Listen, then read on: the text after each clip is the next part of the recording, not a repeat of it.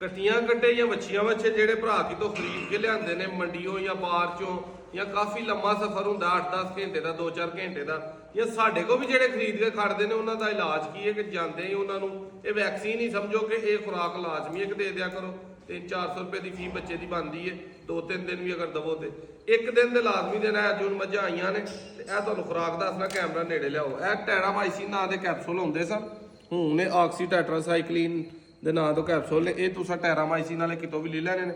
4 capsule ਹੈ glass ਦੇ ਵਿੱਚ ਪਾ ਲੈਣੇ, ਠੀਕ ਹੈ। ਇਹਨਾਂ ਨੂੰ ਖੋਲ ਕੇ ਤੇ ਇਸ ਤਰ੍ਹਾਂ ਵਿੱਚ ਪਾ ਲੈਣਾ। 2 ਪੈਨਾਡੋਲ ਐਕਸਟਰਾ ਲੈ ਲੈਣੀਆਂ ਜਾਂ ਨਾਰਮਲ ਪੈਨਾਡੋਲ ਲੈ ਲੈਣੀਆਂ। ਇਹਨਾਂ ਨੂੰ ਤੁਸੀਂ ਇਹਦੇ ਵਿੱਚ ਸੁੱਟ ਲੈਣਾ, ਠੀਕ ਹੈ। 4 ਕੈਪਸੂਲ ਤੇ 2 ਪੈਨਾਡੋਲ। ਇਹ ਗ੍ਰਾਈਪ ਵਾਟਰ ਇਹ ਅਕਸਰ ਬੱਚਿਆਂ ਨੂੰ ਵੀ ਘਰ ਪਿਲਾਇਆ ਜਾਂਦਾ ਚਮਚਿਆਂ ਦੇ ਨਾਲ, ਠੀਕ ਹੈ।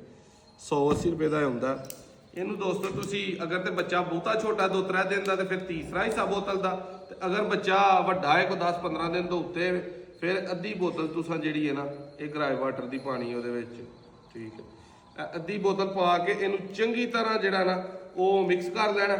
ਵਿੱਚ ਤੁਸੀਂ ਕੋਈ 50 ml ਜਿਹੜਾ ਨਾ ਉਹ ਝੁਰਕਾ ਪਾਣਾ, ਠੀਕ ਹੈ। ਇਹ ਝੁਰਕਾ ਪੈ ਗਿਆ ਥੋੜਾ ਜਿਹਾ, ਇਹਨੂੰ ਚੰਗੀ ਤਰ੍ਹਾਂ ਮਿਕਸ ਕਰਕੇ ਬੱਚੇ ਨੂੰ ਪਿਲਾ ਦੇਣਾ। ਬੱਚੇ ਨੂੰ